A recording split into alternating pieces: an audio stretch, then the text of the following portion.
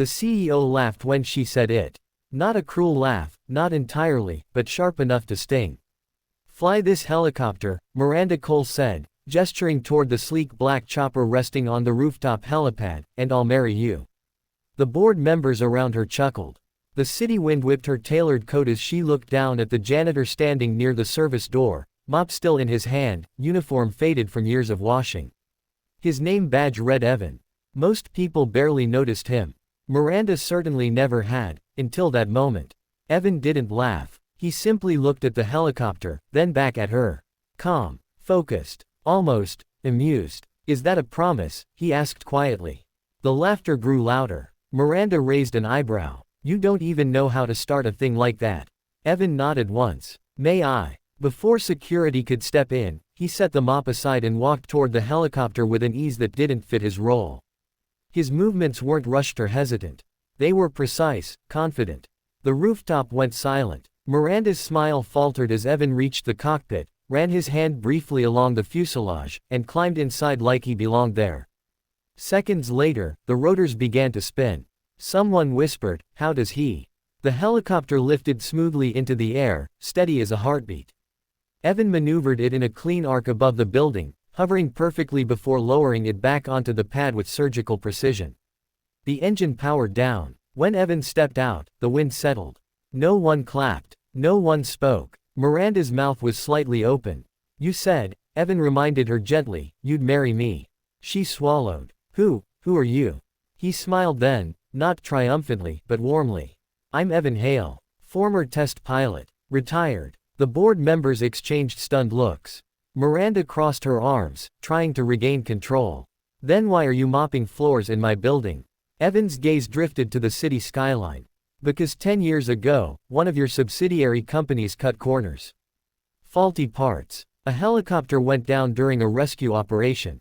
My wife was inside. The air thickened. She survived, Evan continued, but she never flew again.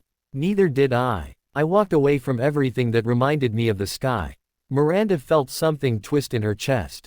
I didn't know. No, he said softly. You didn't. She hesitated, then said, this was a joke. I wasn't serious. I know, Evan replied. I wasn't either. He picked up his mop and turned toward the door. Wait, Miranda called. He stopped. You could have told me who you were, she said. You could have demanded a meeting. Sued. Exposed us. Evan met her eyes. I wanted to see who you were when you thought no one important was watching. The words landed harder than any accusation. Over the following weeks, Miranda couldn't stop thinking about him. She began noticing things she'd never seen before, the way employees flinched when executives passed, how janitors worked overnight without acknowledgement, how invisible some people became once their titles were gone. One evening, she found Evan in the hallway, replacing a light panel. I reviewed the old reports, she said. What happened to your wife? It was covered up. Yes, Evan replied. I'm reopening the case, Miranda said. Publicly. He studied her face, searching for ambition, for image management. Finding none. Why? He asked. Because it's wrong, she said. And because I laughed. Months passed. The investigation shook the company. Heads rolled. Compensation was paid. Safety protocols were rebuilt from the ground up. Evan resigned quietly. On his last day, Miranda met him on the rooftop again. You're leaving, she said.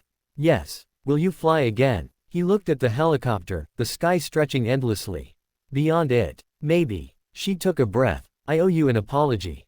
And, a thank you. He smiled. Accepted. As he turned to go, Miranda said, almost impulsively, dinner.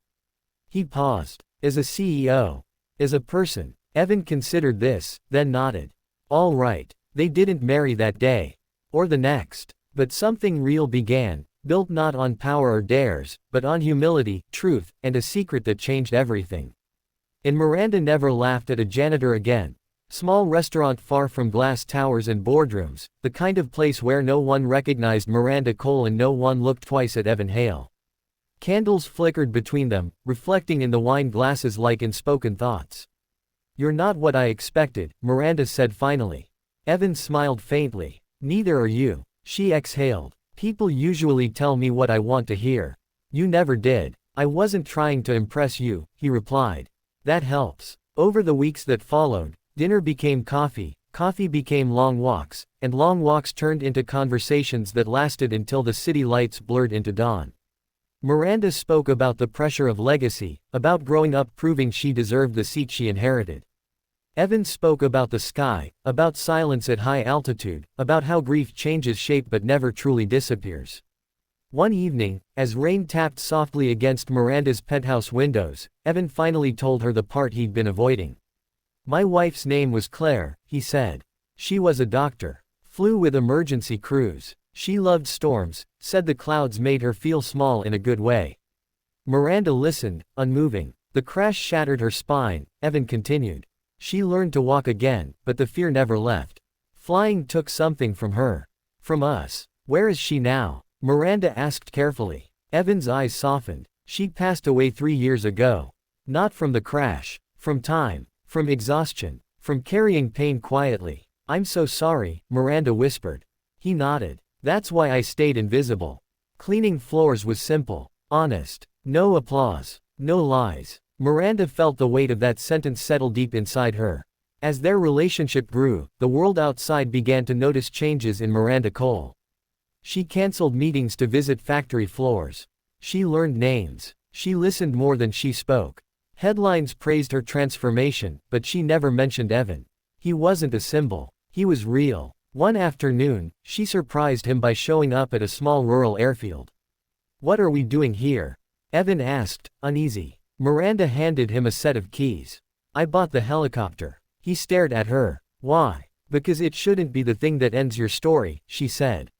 "And because no one should lose the sky forever because of someone else's mistake." Evan didn't touch the keys. "I'm afraid," he admitted. "I know," she said gently. "You don't have to fly today. Or tomorrow. Or ever. I just wanted you to have the choice." That night, Evan sat alone in the cockpit, engine silent. He placed his hands on the controls and closed his eyes. For the first time in years, the memory didn't crush him. It breathed. Weeks later, he flew. Not high. Not far. Just enough to remember who he was before pain rewrote his life. When he landed, Miranda was waiting, no cameras, no applause. "You didn't laugh," he said. "I never will again," she replied. Their relationship wasn't easy. Power imbalances, public scrutiny, old wounds, they faced them all. Some nights Evan pulled away, haunted by guilt for feeling joy again. Some days Miranda stumbled back into control instead of trust. But they always came back to honesty. One winter evening, standing on the same rooftop where it all began, Evan looked at Miranda and said, "You know, you never technically kept your promise." She raised an eyebrow. "Which one?" "You said you'd marry me." She smiled softly. "That was arrogance." "And now?" She took his hands. "Now it would be a choice." Evan looked out at the city. The place where he had once been invisible, mocked, underestimated. "I don't need marriage to feel seen," he said. Miranda nodded. "I don't need power to feel important." Silence stretched between them, peaceful this time. "Still," Evan added, a hint of a smile returning, "if you ever want to fly with me." Miranda laughed, warm, humble, nothing like before. "I trust you with my life," she said. Above them, the sky waited.